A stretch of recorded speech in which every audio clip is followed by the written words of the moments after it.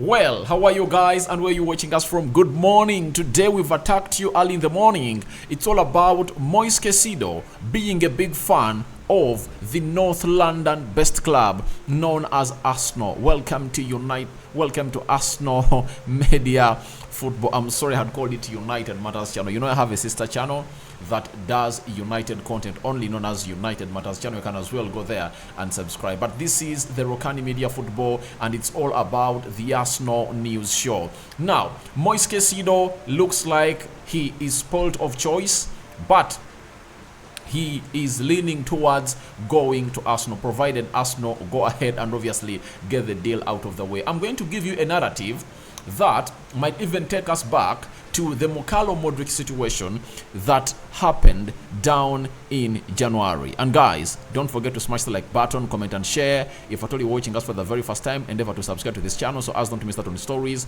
that we do upload in here on a daily. We are talking Sacha Boey. You know him very well, a defender that plays for Galatasaray. Fabrizio Romano has a very huge update as far as that defender is concerned, that is being linked to Arsenal, and Arsenal has been really scouting him for like the past 2 years. And lastly, Emily Smith-Rowe. What do some pundits really think about him next season? Because the previous season of 2022-2023, he has been abysmal. Injuries have gone ahead to affect his career, and the future of him has been revealed, and what other huge journalists believe it's going to be like for him next season. Rokani David is my name. So let's get into this Caicedo affair that all of you need to go ahead and really listen to and give us your views. Now, we are having it's called Terra Deportes, you know, it's from Ecuador, that's it, and it's one of the biggest sports reporters coming in from that side. They've told us that Caicedo has a difficult choice to make, as he has to choose between Arsenal, Chelsea and Liverpool, who are behind his signature. Klopp is a big admirer of the midfielder, as Caicedo has his approval since January. Now, Caicedo is a very good player, and this is not the only team that is interested in him. You know, sorry, those are not the only teams that are interested in Caicedo. They are close to 7 teams. I can add on Barcelona, Man United, Newcastle, name it. There are very many teams that are really interested in Caicedo, and I think he's sport of choice because of those other teams. But I think the only team that would have gone ahead to give Caicedo headache is Man United. Why? Liverpool and Chelsea are not in the Champions League. That's it. And he has always gone ahead to let us know that he wants to play in the Champions League. He wants to play in the Champions League. That is Caicedo. That is it. And he's really doing the needful to see it that he forces his move to a Champions League side, meaning that he has gone ahead to elbow Liverpool. It's easy. Elbow Liverpool, elbow Chelsea out of the way, and find yourself in a situation of remaining with only Arsenal, Man United and Newcastle. Then if at all those were the other teams that are giving him headache, I would have said yes. But even if it's Man United, Arsenal and Newcastle, you elbow out Newcastle. You don't know the longevity of Newcastle in the Champions League. So if 2 teams are giving Caicedo headache, Man United and Arsenal, I will understand. But how can Chelsea and Liverpool give Caicedo headache? Because these teams are not in the Champions League, yet Arsenal is in the Champions League. And amidst all of those, Arsenal has gone ahead to show huge appetite for the player. And for Liverpool, it's evident that they are not so much interested in Caicedo, you know, as they are in McAllister. If they wanted Caicedo a lot, and they had prioritized his transfer to Liverpool, Klopp would have gone ahead to agree a deal with Caicedo first than McAllister. We all know that Liverpool have gone ahead to agree a deal with McAllister. The father of McAllister and his agent are going to fly in England to discuss the deal of Caicedo and personal terms to get them out of the way, and then Liverpool pays £60 million to Brighton and sign the player. What does that show to you? Liverpool are not so much attracted to Caicedo. If at all they were, they would have gone for him first than McAllister. But they've gone in for McAllister, and obviously it's something that's going to hate to show. It's something that Moise Caicedo should look at and understand that, oh, Liverpool looks like they fancy McAllister more than they do onto my side. Now, the same outlet told us that for the moment, Moise Caicedo's priority is Arsenal, and he has agreed personal terms with the club. The player's dreams of playing in the Champions League. However, Chelsea are willing to pay a higher fee than Arsenal. Now, this is something I can listen to, you know. I can listen to this, that it's really making it hard for Moise Caicedo to decide, because his priority is to play for Arsenal. He has already agreed personal terms with Arsenal. You know that in the January transfer window, personal terms were agreed by Moise Caicedo. And after personal terms were agreed, it's Brighton that really said no to the money that Arsenal was bringing, because Arsenal made the first bid of 60 million pounds, it was rejected. They made the second one of 70 million pounds, it was rejected, and they are willing to make another one of 80 million pounds, but they saw it as a damaging step that could really damage or destroy their relationship with Mr. Bloom, the owner of Brighton. So they said, all right, let's give it a pause, and after giving it a pause, we'll attack Moise Caicedo in the summer. Now, time has come. Chelsea had backed out of the deal of Moise Caicedo, and here they are willing to pay more money for Moise Caicedo than Arsenal. And remember the January transfer window, it was vice versa. Chelsea was paying less and Arsenal was paying more. To be on record, Chelsea was paying 56 million pounds for Moise Caicedo, and that's the bid they made that was rejected by Brighton, and Arsenal made two bids that had superseded the bid of Chelsea.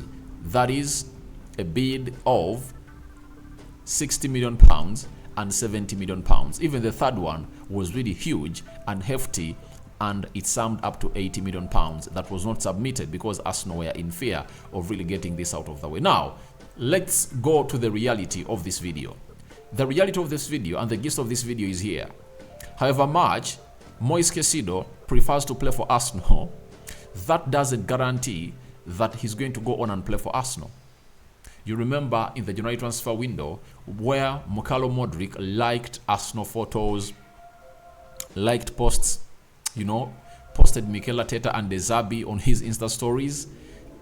He was going to go to Arsenal. He wanted to go to Arsenal, and his body and soul were sold on a move to go to Arsenal. But guess what? Chelsea came in through and hijacked the deal and took him to Chelsea. Now, the same situation might happen to this Arsenal side if at all they don't act quick, because Chelsea have gone ahead to lose Ugarte and they're in for Moise Caicedo. So watch the space. Arsenal needs to act fast. Being a fan of a team doesn't guarantee that team, that Moise Caicedo fans, to go on and really sign him. We even have another journalist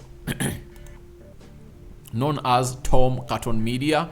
He writes, he's an Arsenal writer at the Football London, and he has what we call the Gonna Talk TV on YouTube. He has told us that money talks in football, I'm afraid, but I agree that he should be aiming higher for a team in the USL, that is the Champions League, and Arsenal certainly are that. He's a big fan of Arsenal. He likes Arsenal, and he would be willing to move to Arsenal if they offer the money. So what is going to really lag this deal behind? It's all about what we call the money. Is Arsenal willing to meet the realistic valuation of Brighton? Because it's north of 70 million pounds, and that's what Brighton will always go in and really call in for Moise Caicedo. And remember the story I did, like I think I did it yesterday but one. Jacobs Ben informed us that if no team comes out to meet the realistic valuation of Brighton, of which is unknown, as Fabrizio confirmed us and Jacobs Ben, they are willing to keep the player at Brighton for one more season because he extended his contract. So whoever wants to sign Moise Caicedo should come in with huge amounts of money. If you are not willing to break the bank, you aren't going to have Moise Caicedo with you. That's it. So that is it coming in from Brighton, and obviously a source coming in from Ecuador revealing to us that Moise Caicedo is a big fan of Arsenal and his priority is to play for Arsenal, but Chelsea is willing to pay a lot of money and maybe even offer a hefty contract that Arsenal cannot offer Moise Caicedo. that is it. Now, let's go to this Sacha Boey story. This defender that Arsenal has been really tracking for some good years, and Fabrizio Romano has told us that Arsenal have not made any proposal for Sacha Boey at this stage, despite reports being told there was no meeting with his new agents, just one of many players appreciated, but not a negotiation as things stand. Galatasaray want more than 20 million euros for the right back in their fee. So Sacha Boey is a player that Arsenal has been really scouting for a very long time. Reports came out indicating that Arsenal had gone ahead to make a bid and it was rejected. Now Fabrizio Romano told us that no bid has been made. Arsenal has not yet contacted the agents of Sacha Boey, so it looks like it's still a deal that Arsenal are still contemplating about, and we just have to wait and see whether Arsenal will go on and really make it happen. And with Arsenal's interest in players like Caicedo, I think these ones have been put onto the pause. What Arsenal is going to have to achieve this season has put them in a situation of really knowing that we are not going to go in for the prospectful players.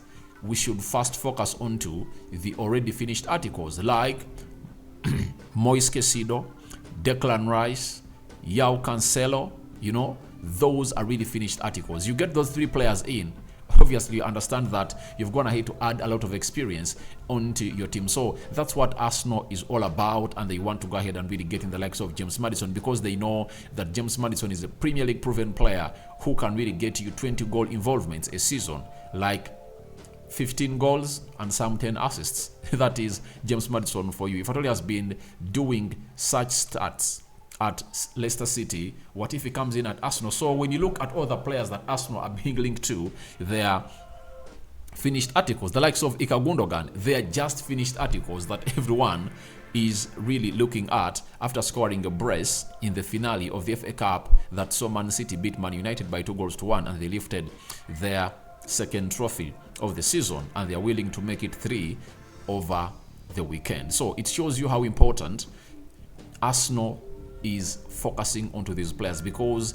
what made them lose out on the trophy is lack of experience. This time around, Arteta is willing to attack every available experienced player to really deliver him at Arsenal. So for Sacha Boey, I think it will wait and see how Arsenal is going to go ahead and really approach this transfer window. The beauty of this boy is that he plays as a centre back and a right back. That's the beauty of him. So we wait and see how Arsenal is going to go ahead and really react if at all they don't get Caicedo. But their focus is on Caicedo, and very soon I'm going to come in and we'll give you a story that Fabrizio Romano is going to really let us know about Caicedo to Arsenal.